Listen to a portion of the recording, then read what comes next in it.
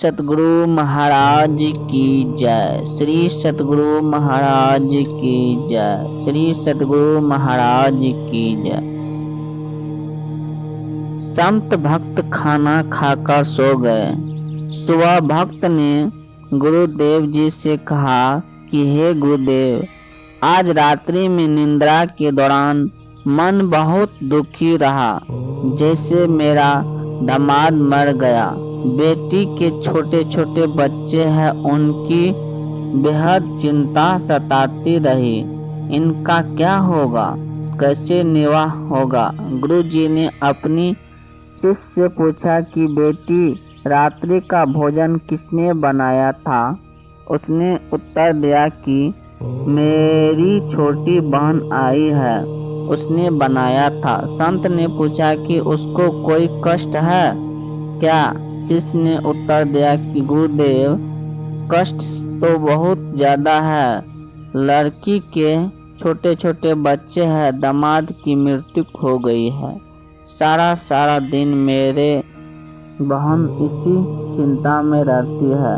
दिन में कई बार यह कहानी रहती है कि बेटी का क्या होगी, कैसे बच्चों का पालन करेगी।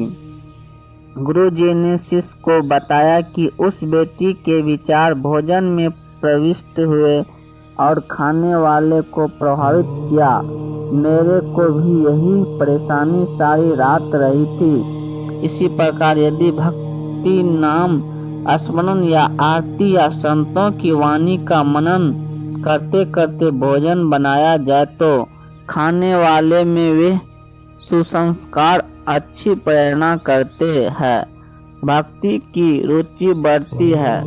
कोई हाली गाने रागनी गाता हुआ बीज बोता है या खाना बनाने वाली गाने या रागनी गाती हुई भोजन बनाती है तो उस अन्न में वे संस्कार प्रवेश हो जाते हैं। उसे खाने वाले का स्वभाव भी उसी प्रकार बकवाद करने को प्रेरित होता है, जिसका परिणाम वर्तमान 1997 के आसपास में दिखाई दे रहा है। अच्छाई में कम, बुराई में अधिक संख्या में मानव लगा है।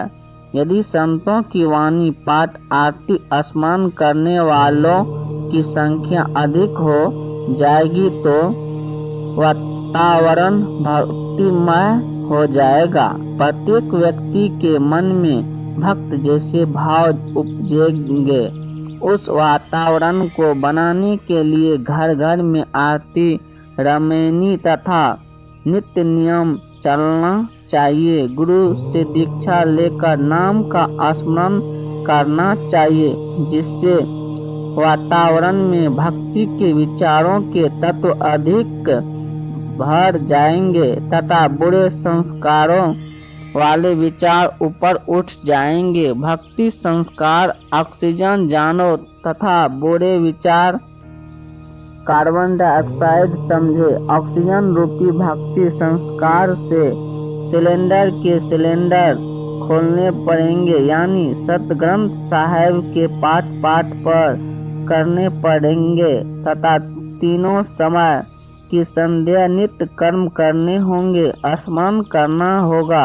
भक्ति करने वाले की संख्या बढ़ेगी तो भक्ति के विचार भी पृष्ठ पर अधिक फैलेंगे, जिनसे प्रत्येक के मन में शांति का अभाव होगा। सत्संग करने किसी के घर जाते थे तो पहले दिन तो हमारा भी मन अशांत सा हो जाता था। फिर प्रत्येक भक्त अपनी अपनी रामायणी, सुबह की नित्य नियम, शाम की आरती तथा स्मरण करते फिर सत्संग सुनाता। तब उस घर से बुरे विचार, कुसंस्कार निकल जाते। सुसंस्कारों की अधिकता होने से मन शांत होता। जब हम सत्संग या पाठ करके अगले गांव जाने लगते थे तो पूरा परिवार रोने लग जाता था। उनको इतनी शांति सत्य व भक्तों के संग में मिलती थी।